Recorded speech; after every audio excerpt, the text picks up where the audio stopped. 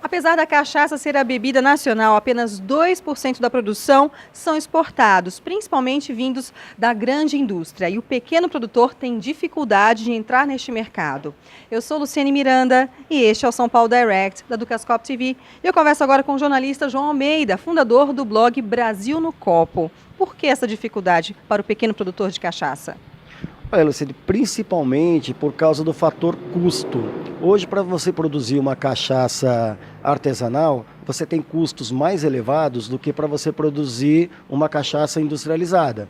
Então, hoje você consegue, na grande indústria, que é a cachaça industrial, você consegue produzir um volume maior. Então, aí, a conta volume maior, venda a preço menor. Volume menor, venda a preço maior. Então, isso por si só já consegue explicar a dificuldade de você conseguir colocar uma cachaça que você produz artesanalmente no mercado que vai pagar mais barato numa outra cachaça que é produzida de forma industrial, que é um volume maior. Hoje, quais são os números da cachaça aqui no Brasil e eles estão aquém do que esse mercado poderia atingir como potencial? Sim, na verdade sim. Hoje, o Instituto Brasileiro da Cachaça, ele contabiliza que nós temos produção instalada, né, capacidade instalada de se produzir 1,2 bilhões de litros. Esse é um dado que a gente tem aqui. Mas a gente produz aí entre 800 milhões, 600 milhões, e a gente poderia produzir mais do que isso, poderia ter mais do que isso.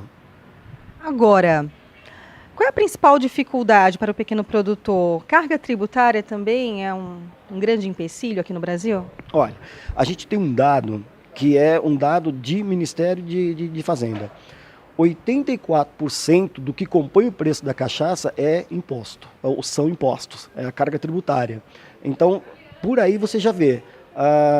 E fora isso, quem está fora de São Paulo, dos grandes centros consumidores, ainda tem que arcar com ICMS, com impostos como ICMS, que é pago lá na origem e também no destino final, que aí entra coisas como substituição tributária. Hoje, quando você compra uma cachaça aqui, quando você vai emitir a nota, você já está pagando o dobro do valor dela, porque você tem uma série de impostos que tem em São Paulo que você tem que aplicar aqui. Então, essa é uma das principais dificuldades do produtor de cachaça pequeno. Ele está lá, produz uma cachaça de excelente qualidade, ele consegue um preço excelente lá na região dele, mas quando ele chega em grandes centros, aí ele consegue enxergar a realidade dos impostos, que aí o preço vai dobrar e vai até triplicar em alguns casos. A tendência até de informalização deste mercado. Isso. Eu fiz agora, recentemente, uma viagem para o sul de Minas, onde estão concentrados grande parte dos alambiques. E conversando com produtores, eu não só vi produtores que já estão saindo do mercado formal para a informalidade, como alguns que já estão considerando essa possibilidade. Por quê? Porque hoje é mais rentável para o pequeno produtor você produzir cachaça a granel do que você fazer de forma legalizada. Então, nós estamos trabalhando, infelizmente, com essa realidade. Dá para você trabalhar? Dá para você ter lucro? Dá. Mas hoje, infelizmente, com o mercado informal, e esse que a gente combate por uma série de fatores, com o mercado informal, infelizmente, você ainda vai faturar mais. E isso é uma coisa que a gente combate, mas assim, muito. Queria que você falasse um pouco sobre a certificação da cachaça como marca, né?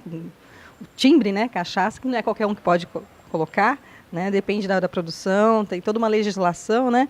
E se isso realmente ajudou o mercado, visto tanta dificuldade aí, principalmente para o pequeno produtor? Sim. A cachaça é um produto legitimamente brasileiro, ponto. Ela é como o tequila é no México, como a vodka é na Rússia, como o saquê é no Japão, o nosso destilado é a cachaça. Há uns 2 anos passados, por volta disso, os Estados Unidos reconheceram a cachaça como produto legitimamente brasileiro. Até então chamava-se de Brazilian Rum, e hoje não, hoje é cachaça. Esse reconhecimento do maior mercado consumidor, de um dos maiores mercados consumidores do mundo, que aí você tem que descontar a população chinesa, mas em termos de potencial de recurso financeiro, os Estados Unidos ainda são o maior mercado consumidor. Você tendo esse reconhecimento desse mercado, o produtor conseguiu abrir portas para exportar. Então hoje nós temos, por exemplo, marcas como a Weber House, que está hoje em 35 países. E isso é graças ao quê? Graças ao reconhecimento da cachaça como regionalização brasileira. A cachaça sendo um produto genuinamente brasileiro, ela ajudou muito o produtor daqui a mandar cachaça legítima para outros países. E a questão de capacitação de quem trabalha com cachaça, como é que é isso? Há incentivo?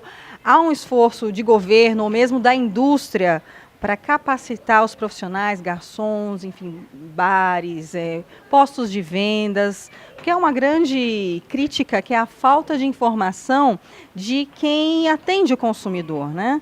E eu queria que você comentasse a respeito disso. Como é que estamos? Sim, na verdade, o que a gente está vendo hoje, acompanhando o mercado da forma como a gente acompanha, o que a gente está vendo é que há um interesse crescente em formar essa massa trabalhadora. Então hoje você tem mais cursos de formação, por exemplo, de mestre alambiqueiro, que é o cara que é responsável pela produção da cachaça.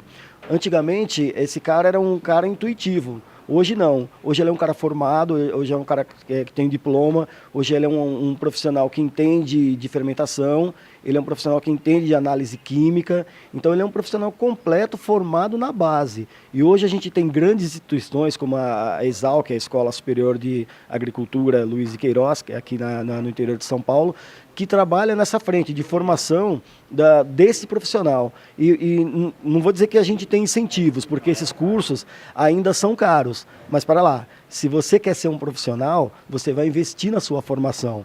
Hoje você não pode dizer mais, eu não sou um bom profissional porque eu não tenho onde me formar. Não, hoje você tem mais acessos.